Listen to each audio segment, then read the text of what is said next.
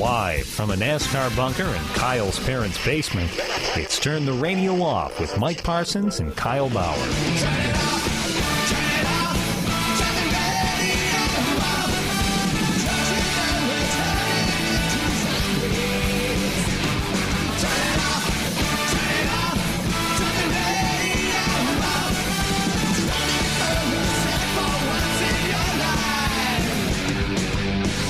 Fan at Facebook.com/TTRO Show. Follow along on Twitter.com/TTRO Show. Or just listen right now.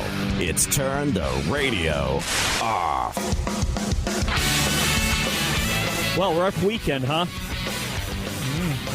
Jeez, oh, Pete's.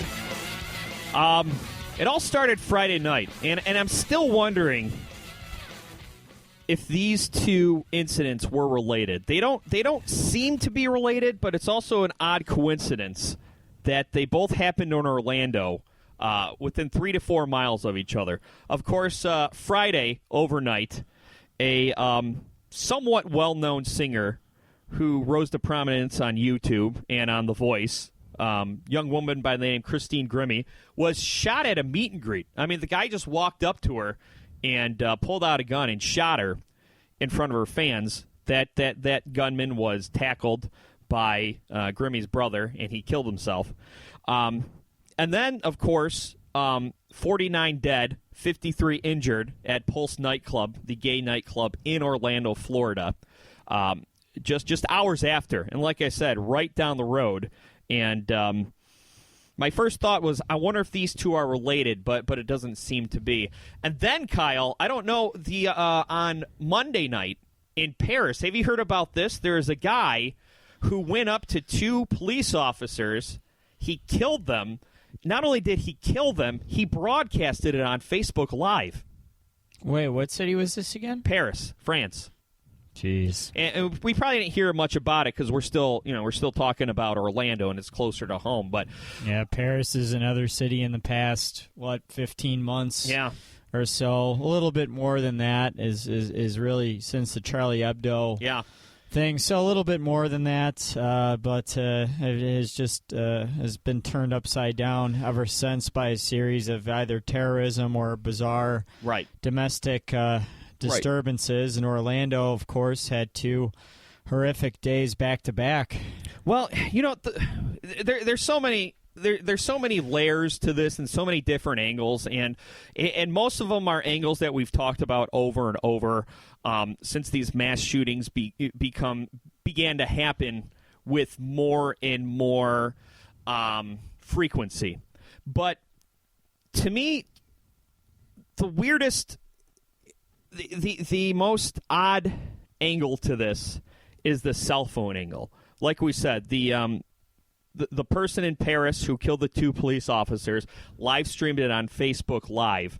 At Pulse nightclub in Orlando, I've been seeing this video all over the news. There is a young woman who is Snapchatting as the gunshots started ringing out. And she's on there in the club, and all of a sudden you start hearing a bunch of bangs in the background, and she looks confused, and then the video's over, and it turns out that she didn't make it. Of course, there is that young man who was texting his mother from the bathroom moments before he was killed, saying goodbye.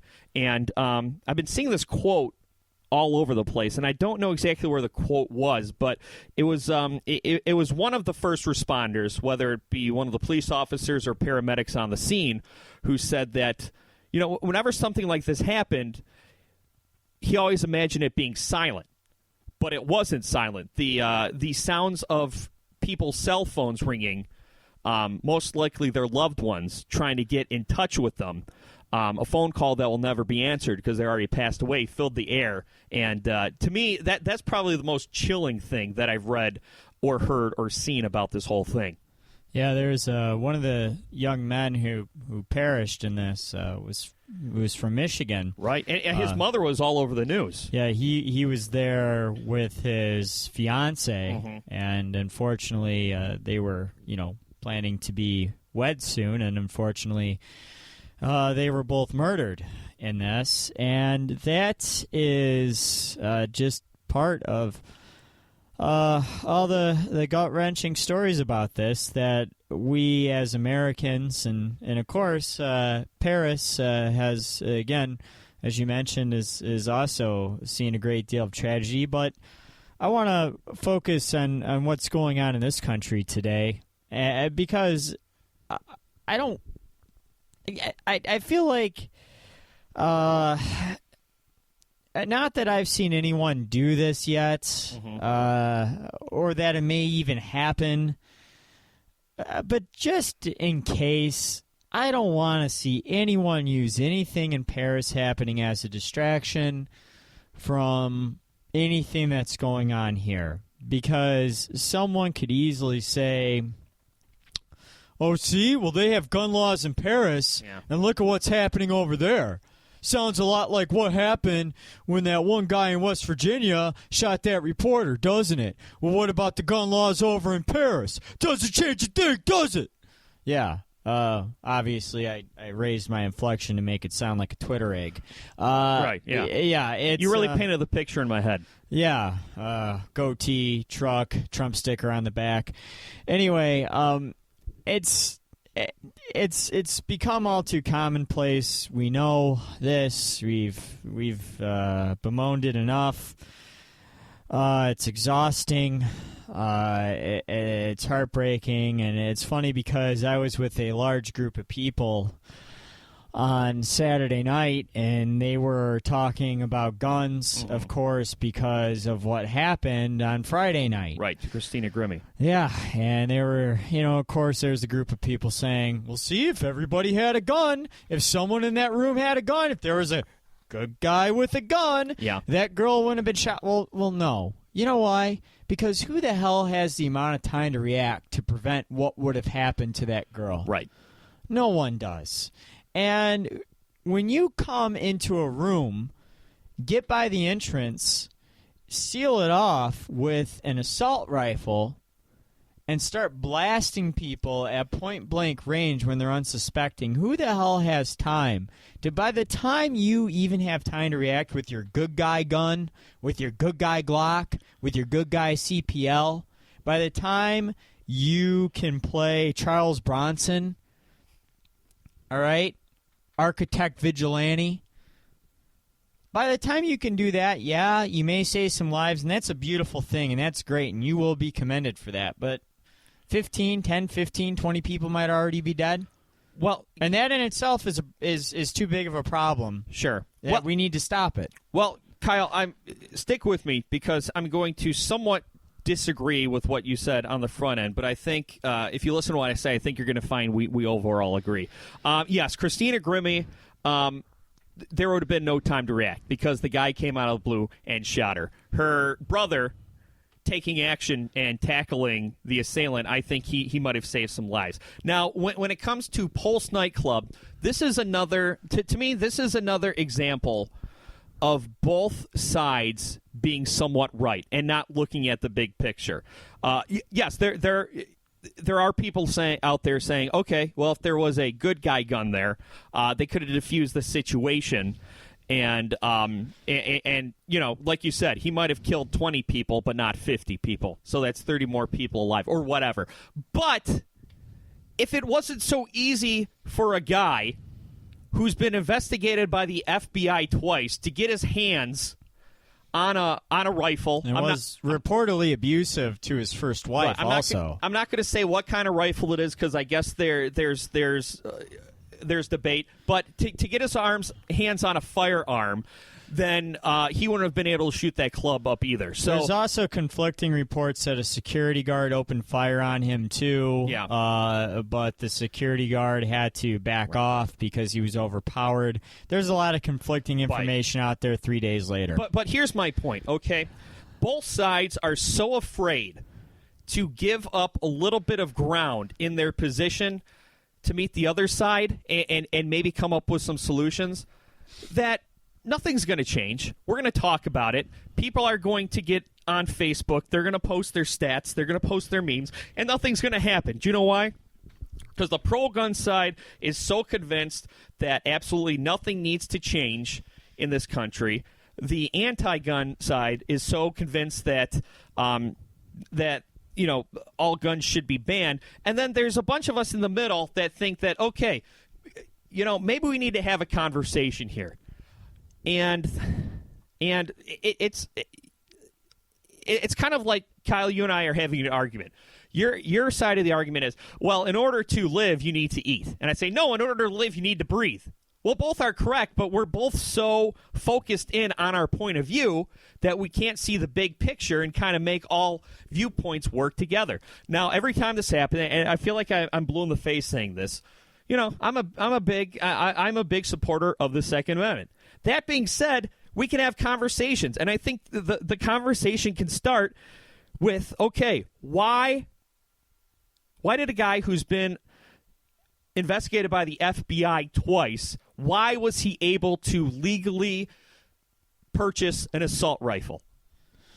I'm not saying ban all assault rifles, but damn it, if someone is suspicious enough to be on the FBI's radar, it probably shouldn't be that easy for them to get their hands on deadly weapons.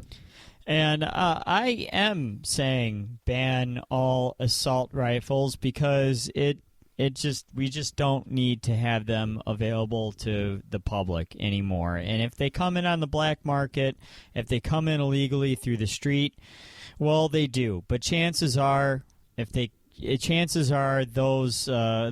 will be cut down. Maybe we still have some street crime with them.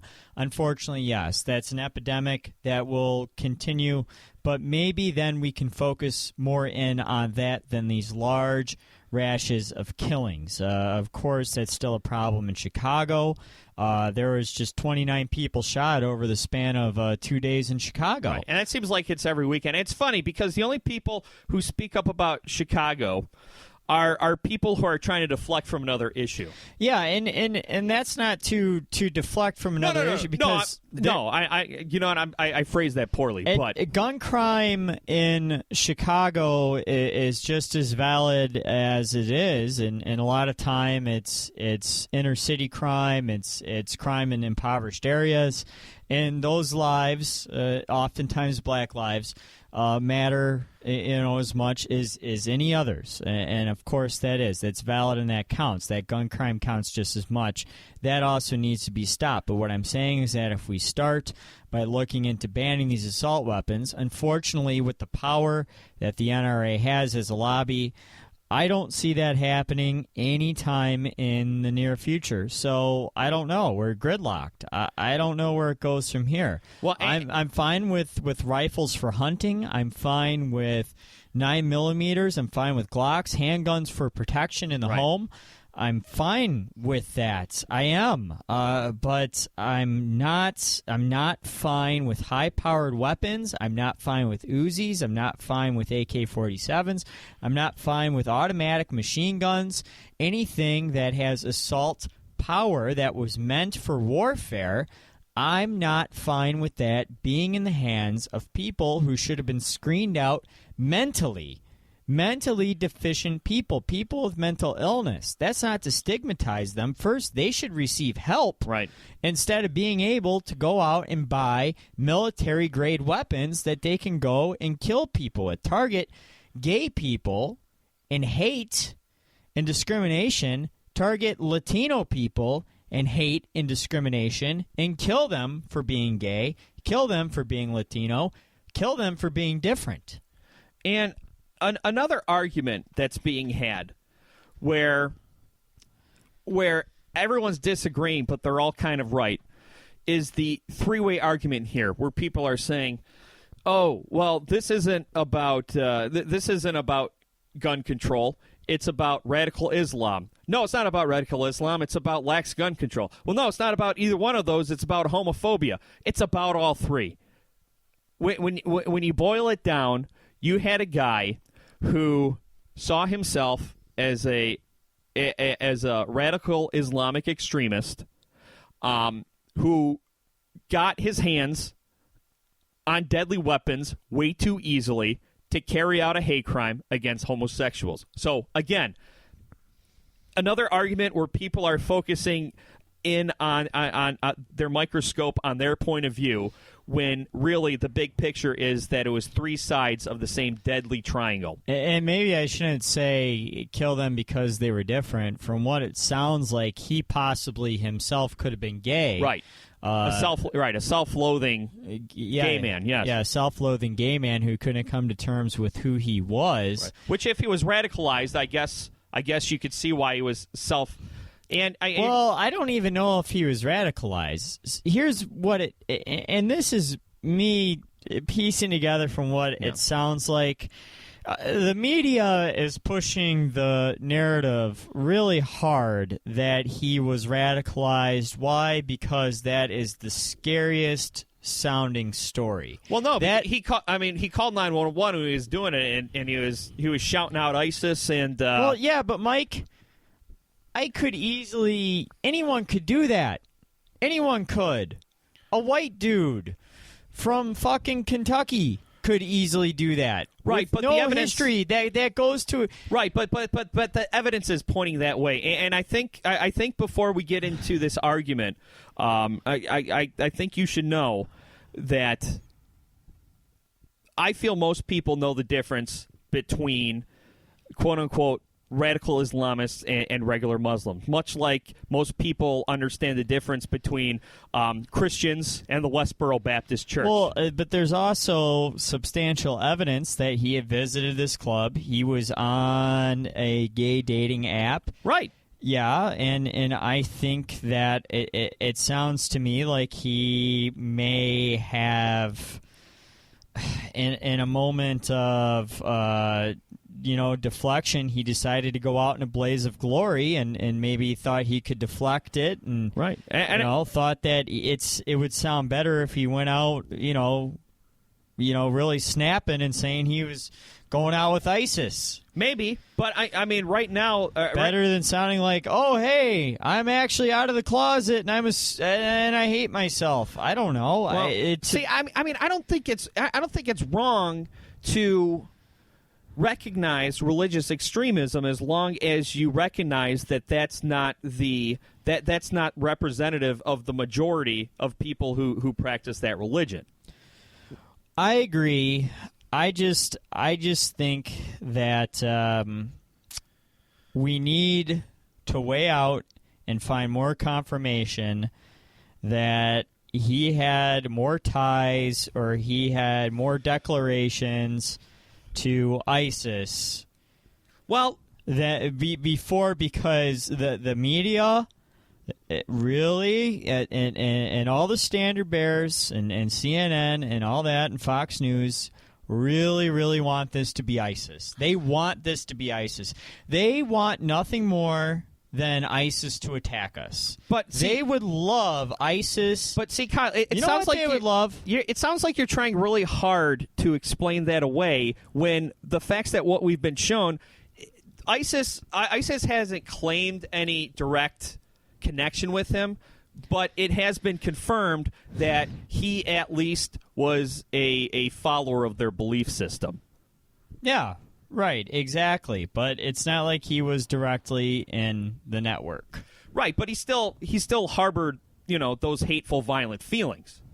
And I think one good thing that's coming out about this, Kyle, is that the peace-loving, Americanized Muslim community, they're coming out and speaking out about this. Well, yeah, yes, they will. And I'm thinking, Kyle, to me, it kind of seems like maybe, just maybe, that we're seeing a tipping point in unity here.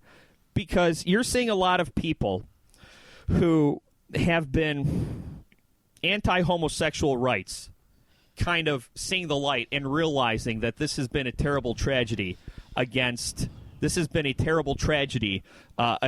a group of marginalized people. And on the other hand, you're also seeing that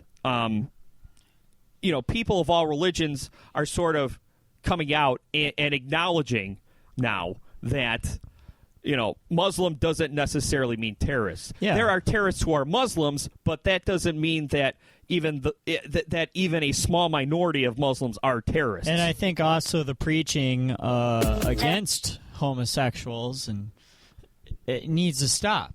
Absolutely. And preaching against them as a people breeds hate. Preaching the marginalization of them breeds hate. Preaching that they go to hell. Preaching the condemnation of them breeds hate against them. Being divisive against them breeds hate. And I think if you look at all the times that they have rallied against them in the name of their religious freedom, right? Recently, as this whole transgendered bathroom issue, it breeds hate. It breeds a sentiment of us versus them. It breeds a territorial mentality. And it breeds a very dangerous mindset, a very predatorial mindset. And a lot of straight people who, especially a lot of straight men, who may already be alphas to begin with, who feel that they have a territory to protect and that these gay people or these transgendered people pose for no reason at all other than the stupid ideas that their church and the archaic belief system that they have put into their heads, that they have to stop these gay people from simply being in their space. Right. And that's how you get tragedies like this. That's how you get hate crimes like this. And what I'm hoping here, Kyle, is that this has been so traumatic for the nation that it's going to force a lot of those people to look back and say, whoa, I was off base. This has gone too far. This is what happens. Right. Because one way or another, whether it was ideas that he got from subscribing to ISIS or subscribing to radical Islam or subscribing to whatever, maybe just his own insecurities from his own feelings. Right. Which, based on what I've heard, is what I'm leaning toward. Well, like I said, I think both played key elements. The point is it's from a lifetime of toxic masculinity, whether it's brought out by religion, whether it's brought out by gender binary, whatever it is. It's something that has not been good over time. It's something that's been programmed into a lot of guys that has brought a lot of hate against gay men, a lot of hate against women, and stuff like this happens, and you combine that with our terrible and lax gun laws that allow people with mental illness, that allow people to get assault weapons, and this is the potion that you get. You get 49 people shot dead in a gay club who are just going out wanting to have a good time. Whenever there's tragedies like this, what I see floating around is that Mr. Rogers quote, the one where he says, whenever I see something scary on TV, I tell the children to look for the helpers because when something bad happens, there's more helpers than hurters. And, Jimmy Fallon, I've seen his quote all over saying that there's more good in the world than bad. And I think there is evidence of that because, you have one guy. A real original quote from a real original entertainer. I know, Fallon. but follow me. That guy. It's there's evidence of that because, there was one guy that shot up a club. But the day after, just about all of Orlando, all of their blood banks had people lined up around the corner. People who didn't know what to do, they just wanted to help. The problem is, it seems like evil is more potent. Evil is more proactive and calculated than good at times. And, I guess really all you can do is just keep living your life and be careful. A lot of people feel helpless, and I think people want to do something, and that's why we start arguing with each other on Facebook, and everyone starts saying, oh, this wouldn't have happened if there was a good guy with a gun. Oh, this wouldn't have happened if there were stricter gun laws. And then people start arguing, and it's weird because overall, we agree on the big picture. This has been a terrible atrocity, but people don't know what to do. And some people, donate money. Some people donate blood. But, I think really all we can do is just what we're supposed to do after 9/11. Just carry on with our everyday lives. Be I don't want to say vigilant, because I don't like the word vigilant. That makes me think of people, torches and pitchforks. But people profiling is what that makes me think of, which is why Hillary Clinton's spirit of September 12th statement was very misguided. What did she say? Oh, well, old HRC misfired again on her campaign of doom. And she said, post the day after, either it was the day of or the day after the Pulse nightclub massacre, she said that I want Americans to recapture the spirit of September 12th.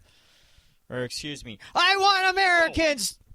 Well, what? I was just... That's what she sounds like. I know. Anyway, yeah, she said she wants Americans to recapture the spirit of the day after 9/11. Okay. Which, overtly patriotic, right. Everyone, singing Kumbaya. Right, people were brought together for about 3 minutes. There was also a lot of fear. Yeah. A lot of Islamophobia. Yeah. A lot of hatred, a lot of paranoia, a lot of depression. There was... I don't recall the period after 9/11 as a good time in this country's history. I really don't. I do, but for only about 36 hours, and then it got not ugly. Not even that. Maybe 12 to 24 hours. I don't. I really feel like that was a very dystopian and scary time. Yeah. As I look back, as I process it as a 14-year-old kid, right? Yeah, it seemed cool, and all as we were all in this together feeling. Yeah. But when you really pull back the scope on it, it was a very weird time. It was a very weird time in that you were always looking over your shoulder. Mm-hmm. Everything seemed suspicious, and I don't think it's good when your supposed next leader of the free world is telling you to recapture that feeling. Yeah. And it just, again, I know what she was trying to get at. Right. But another misfire by Hillary, one of many to come, I'm sure. Right. And at least she wasn't doing she wasn't still better than what Trump was saying. Right. But the thing about Trump is Trump was doing it on purpose. Yeah. Like Hillary Clinton, she stepped backward into a pile of verbal diarrhea. She was just pandering because that's what she does best. Trump was just trying to... Trump put on an oxygen tank and dove right in. Trump was handing out pitchforks. Oh, my gosh. Yeah, with Make America Great Again, gold-plated Make America Great Again slogans on them. He was handing out the pitchforks and handing out a guide to the heavily populated Muslim areas around Florida and telling you, here you go. Here you go. Here's your Muslim. Here's your Al Qaeda hunting license bumper sticker. Remember seeing all those? Yeah. Post September 15th. Yeah. Obviously what she said was nowhere near abhorrent and frightening as what Trump said. So I'm not letting Trump off the hook. Right. But the Trump thing has been covered. This is the first I've heard about the Hillary Clinton. Right. What Hillary said got blown over because what Trump said was so batshit crazy. Right. And rightfully so that he got slammed for what he said. But I'm just saying, I don't want to invoke that spirit. I think what we do need to do is we need to rally around our gay community because it's obvious that if we, and I'm not the first person to say this, I'm like the billionth person to say it, but I'll go ahead and say it anyway. If nothing got done after Sandy Hook, right, then nothing is going to get done about guns in this country. You know how the NRA has just been completely quiet about this and carrying on like nothing has happened at all? Yeah, I haven't heard much from them. They know that they won. They know that they won back in 2011 when Sandy Hook happened. They know that they won when nothing happened then. Well, I'm sure Wayne LaPierre and company were drinking champagne and bathing in the blood of the 6-year-olds that were gunned down. Because they knew that their gun lobby won. After elementary school kids were gunned down, and nobody did a damn thing about it because they're that powerful. Literally the worst, Mike, I'm sorry, I know you want to get out of the segment, but I just want to emphasize one more time, literally the worst possible thing you could think of, the most terrifyingly tragic thing you could think of is elementary school kids being gunned down in cold blood en masse. And nobody did a damn thing about it in this country. The NRA is unstoppable. They're more powerful than the president. They're more powerful than God in this country. They're the most powerful lobby. So they don't care. They don't have to say anything. They don't have to do anything. They can just sit there. What's going to happen? Overall, though, I feel like most people are railing around the gay community right now. Yeah, it's all you can do. Yeah. You're not going to do anything about the gun laws. Right. So what the hell? Throw your hands up and just wrap them around the gay community because they need our love, they need our support, and the Latino community, too. They had a very nice visual in Clark Park in southwest Detroit, in Detroit's Mexican town, because a vast majority of the victims were of the Latino community. So definitely keep them in mind as well on top of the gay community. Turn the radio off on the internet. Turn the radio off. Mike Parsons. No drug dealers living next to me. Pretty good deal. Kyle Bauer. Yeah. People hate my podcast.com. Attention! Your gym teacher escaped from charm school, irons his underwear, watches hygiene films. He says, anyone chewing bubble tape owes me 50 push-ups. The lunch lady wears a hairnet, serves mashed potatoes with an ice cream scoop, puts gravy on everything. She says, bubble tape is not part of a well-balanced diet. Bubble tape, it's 6 feet of bubble gum for you, not them. Parents, this is Milton Crea. What do you get when you mix nail polish remover, drain cleaner, antifreeze, battery fluid, cold medicine, starter fluid, and road flares? The answer? Methamphetamine. Commonly known as speed, crystal meth, or ice, meth is just as addictive and more dangerous than crack cocaine. Repeated use can lead to brain damage, convulsions, even death. Once people start using meth regularly, their life expectancy is 5 years. Spend time with your kids. If you don't, someone else will. This message is brought to you by the Elks National Foundation and the Elks Drug Awareness Program. Switch off the radio.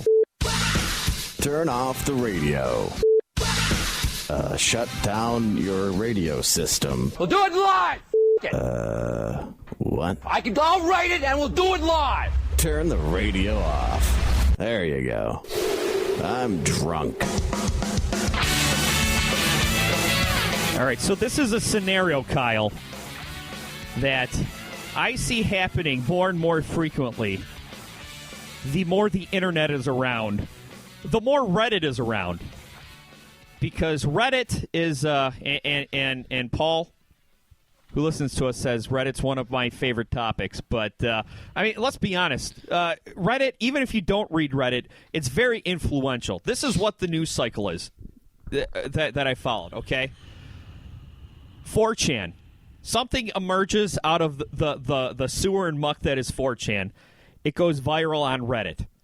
Then it's picked up by Yahoo. Then it's picked up by Good Morning America. And then it's picked up by your mom's Facebook. That's the news cycle that we're in. And, Reddit is, what I tell people, Reddit, it's a reflection of the internet, right? So there's it does a lot of good.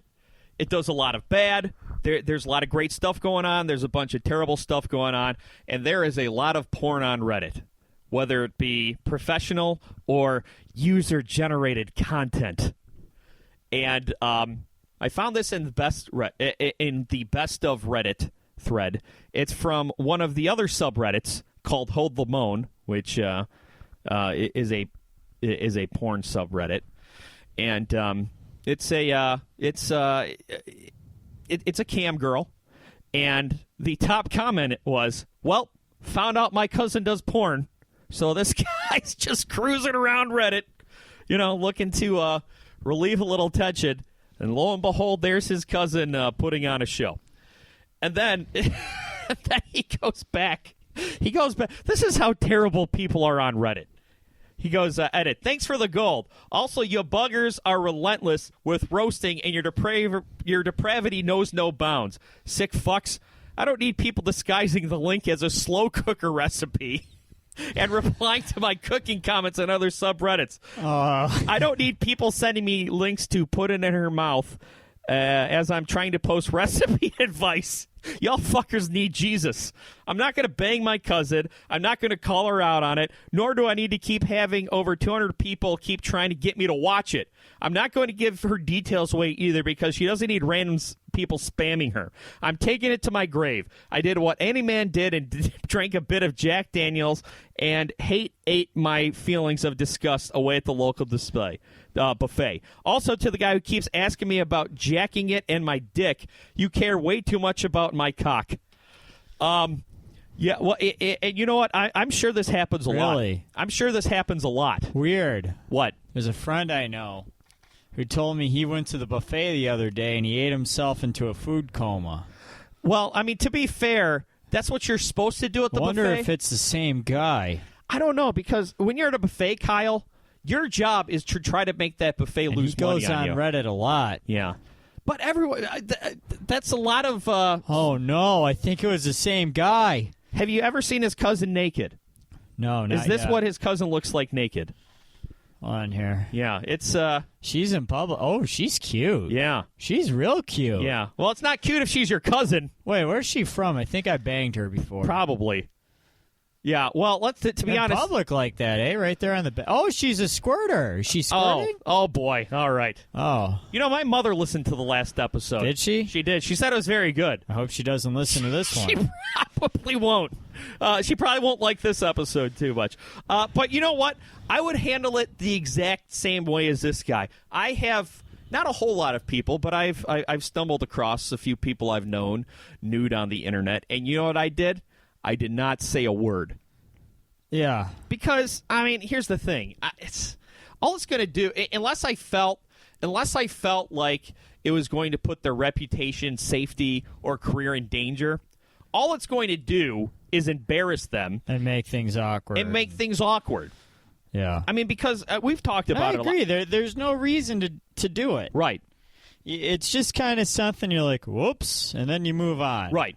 Exactly. Yeah, and it's nothing that I've ran into personally. I've ran into some pictures that I thought for a second, or some videos that I thought for a second, like, wait, is this someone I know? Yeah. Like, oh, this girl looks a lot like someone I know. Right. And then I'm like, but you never. That's right. not her. Or you never say, hey, I found these nude pictures while I was being a creep on Reddit. Are these you? LOL. Yeah, like I wouldn't be surprised if that does eventually happen, though. Right. You know, I'm surprised it doesn't happen because there's so many outlets for people to do this where they feel anonymous, and it's not really a social taboo anymore. So, like I said, you know what?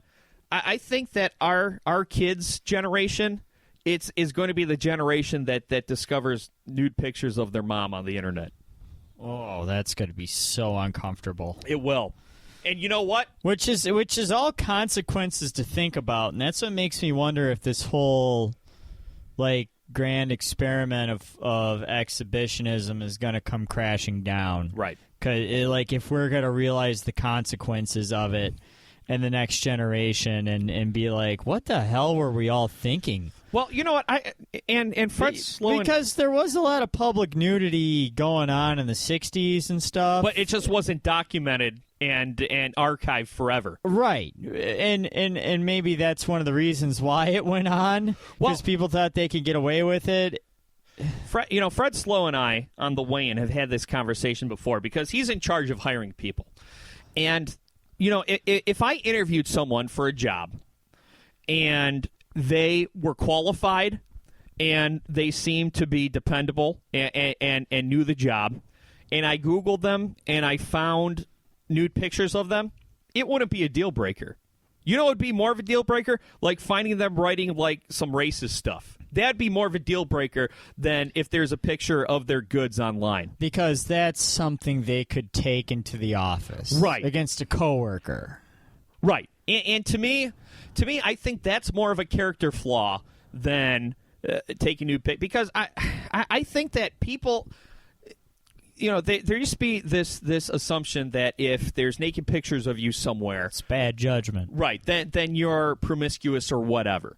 But people take new pictures of themselves.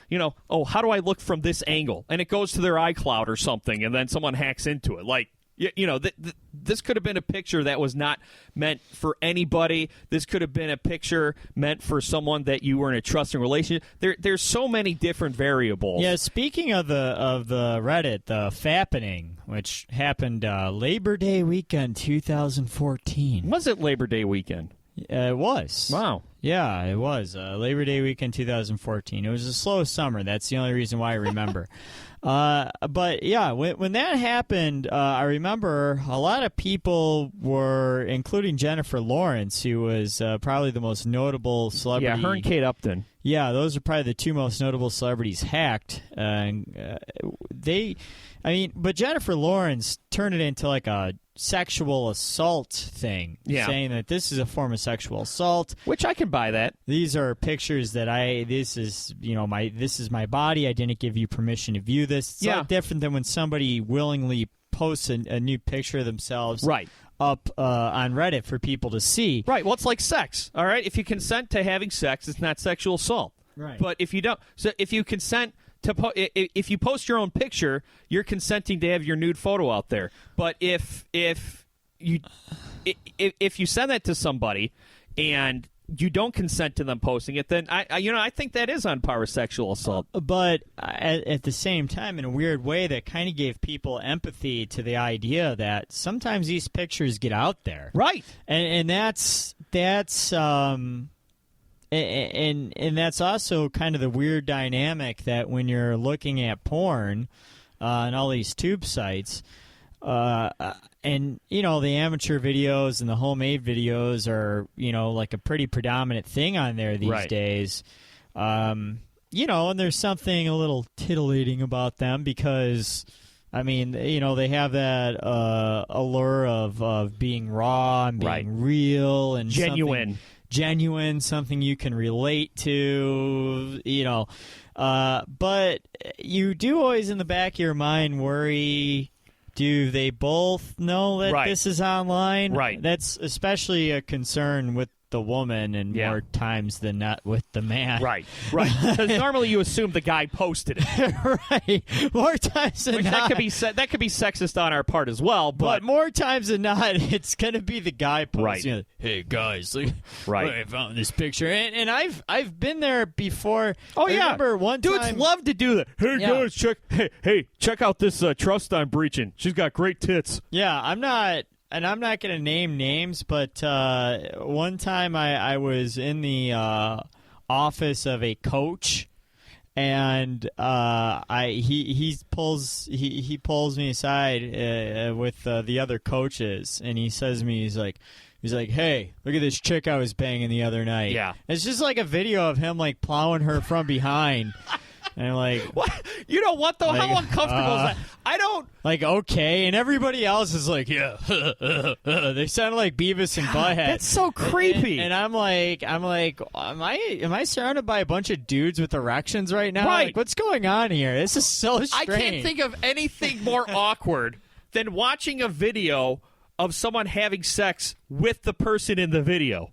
Like, what are you supposed to say? Hey, good form. Good form on that one. Yeah, I know. Like, I don't really care to see this. Yeah, you're doing a good job at intercourse. It's like, oh yeah, can you send that to me? Right. I want to jerk off to you banging your girlfriend. What the hell? But the thing is, you were probably in the minority in that room. Everyone else was like, "Hey, this is cool. We're standing around with this guy, watching him bang some chick on his phone."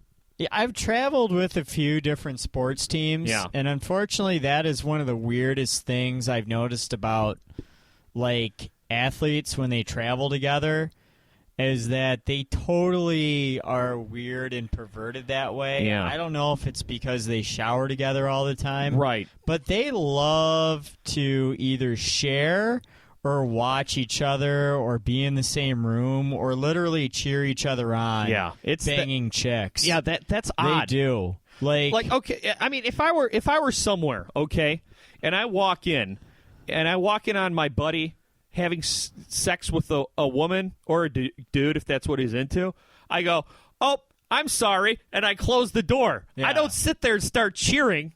Yeah, but no, that's what they do. I mean, like, I will leave the room as well. Right. I am not into that. Right. Oh, my deepest apologies. Carry on. Yes.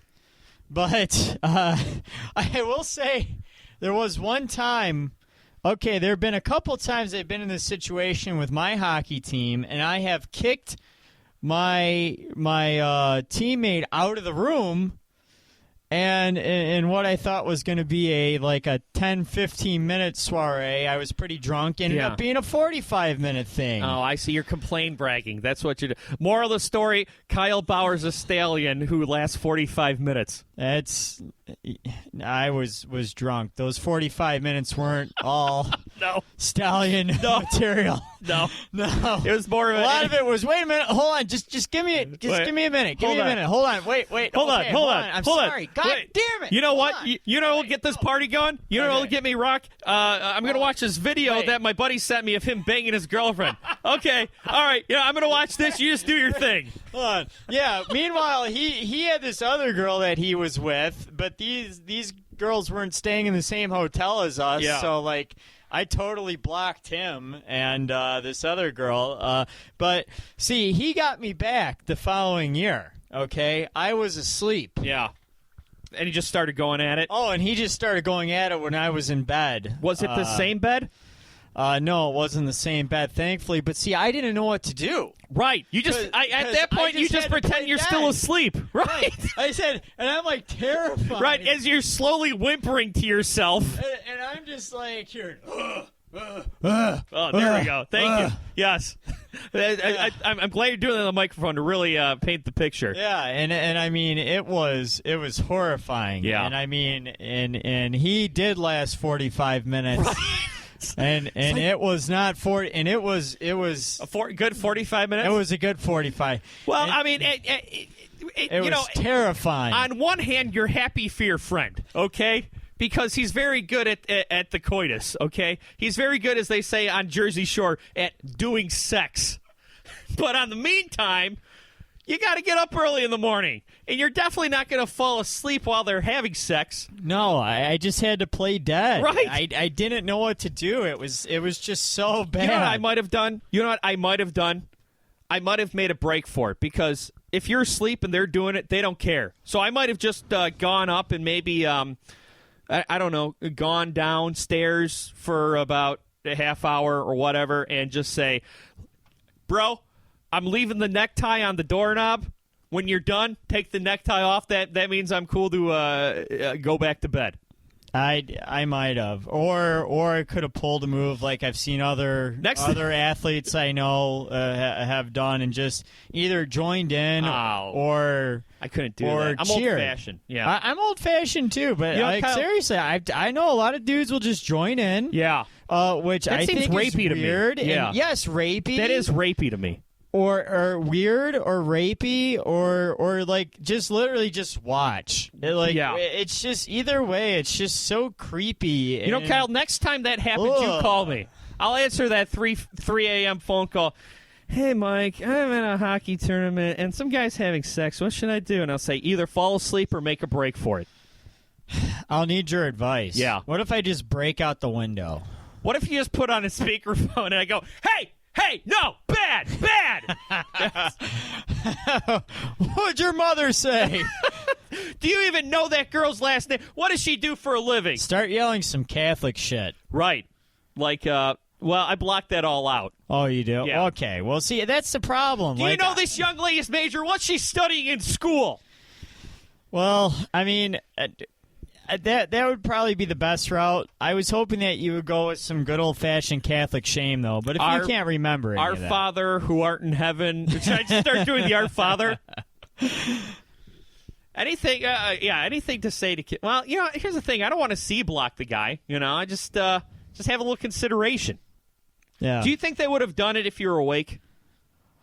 That's a good. I think. Well, here's the thing. I think he was trying to get some. I think part of it was trying to get some revenge for what I did to him the year before. I think that was on his mind. Yeah. Because I totally sold him out the year before, and I think he was definitely thinking of that. Yeah. I don't know that for sure though. Maybe I'm just being self-absorbed. Probably. Who knows? Yeah. Which. Well, you know what? I don't know where to go with that, so we're going to take a quick break and be back to wrap the show up. It's Turn the Radio Off. Wonder if he wrapped it up. I sure hope so. Ask him if it burns when he pees on the internet. Turn the radio off. With Mike Parsons. No drug dealers living next to me. Pretty good deal. Kyle Bauer. Yeah. People hate my podcast.com. Did you know kids who drink before age 15 are 5 times more likely to have alcohol problems when they're adults? Alcohol affects their judgment and their future. So start talking to your kids about underage drinking while they still listen. Start talking before they start drinking. For more information on teens and alcohol and learn what you can do, visit the web at stopalcoholabuse.gov. That's stopalcoholabuse.gov. This message has been brought to you by the U.S. Department of Health and Human Services, the Ad Council, and Detroit Sports Nation. If they were strippers at Deja Vu, they'd be the 3 ugly ones.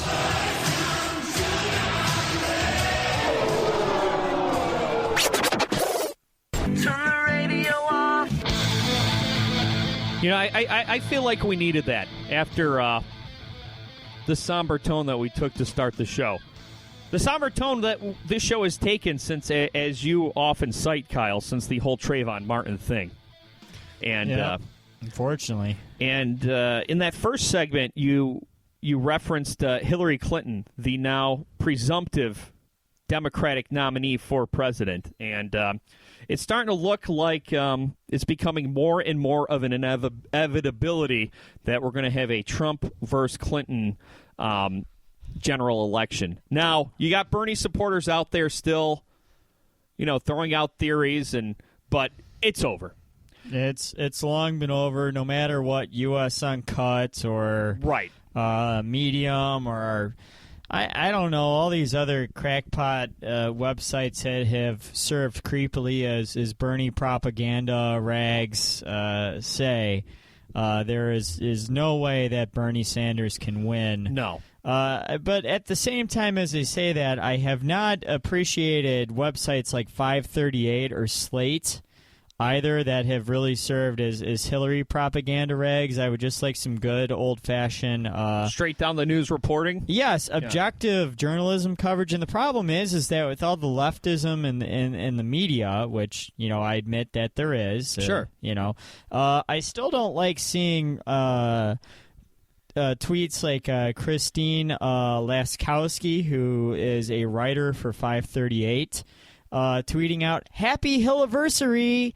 HRC launched her campaign last year today." Oh, wow. Yeah. Count the precious moments. Yes, for her story, A Year of Hillary Clinton on 538, which was a just absolutely glowing piece on her queen. Right. QWEEN. Right. Well, Hillary Clinton. Yes, queen. Right. And they're trying so hard to make this like a thing, okay? Because God, it's so nauseating. Because they're like, oh, this is historic. She is the first female nominee for a major party. Just there's so many. But here's the thing. To me, the first black president is way more monumental than the first female president. And that's because I feel like black folks face a bigger uphill battle in our society, men and women, than white women do. Now, I agree that white women, they face more oppression than white men, but not as much as black men or black women. The hell I really know. I mean, I think that's a tough question for me to answer because I'm neither. But I will say that both have carried a significance, historical significance, and it's and Hillary Clinton, yes, it carries historical significance, especially in a time when women are still getting paid less than men, when women are still facing oppression as far as what they're allowed to do with their bodies when it comes to Planned Parenthood being shut down all over the country and being defunded all over the country, especially in the South, when we had the Planned Parenthood attack not too long ago. There is a lot of issues that women still have to overcome in this country, and that's why Hillary Clinton's nomination is significant in that sense. I'm not trying to belittle that. I'm not trying to belittle the fact that Hillary Clinton is a woman and she is the first female nominee. Bernie Sanders is not trying to belittle that. Some feel by him not getting out of the way, he is. I think Sanders not getting out of the way is stubborn, maybe a little misguided at this point in the election cycle because he's mathematically eliminated. Right. But I mean, I don't think this is about sexism. I think at this point it's about Hillary Clinton doing things like ordering drone strikes from her cell phone back in 2011. I think that's the type of things people have an issue with when it comes to Hillary Clinton. Maybe for some people it's her gender. I'm certain for some people it's her gender, but that's certainly not the issue with me. Well, and I think one thing is clear, Kyle, that the youth vote is not as influential as a lot of people think. There's a lot of people who ask, hey, all over my Facebook feed, all over my Twitter feed, it's Bernie, Bernie, Bernie. Why is Hillary Clinton winning? And I think it's because a lot of young people are voting for the first time. And when they're voting for the first time, they're excited about it. And they're going to tell everyone. Where the majority of voters are over 40, and what they do is they just go vote and don't say anything about it. So, and every election it seems like, oh, well, the youth vote's going to determine this. I heard it back in 2004 when the youth vote was supposed to get John Kerry elected. In 2008, it was a credible force in getting Barack Obama elected. You couldn't really tell in 2012 because Mitt Romney was such a chotch that it's a landslide, right? But I think in this election, the youth vote has proven to be more or less irrelevant, at least when it comes to getting nominated. And I think it hasn't been as irrelevant as there were a couple states where the youth vote failed Bernie, and that he still got the demographics, but he just didn't get the push that he needed. Pennsylvania, New York, and California being the three states that really stick out. I mean, there were the big states that carried a lot of delegates that he just didn't get. He got Michigan, notably, and he got Wisconsin. Those are big wins. But he got some big wins in the Midwest. But the problem was he needed California, he needed New York, he needed Pennsylvania. That would have been a big win. He fell short on a lot of big states that he got a good deal of the youth vote, but he just didn't get enough. And notably California, where he got really wiped out across the board.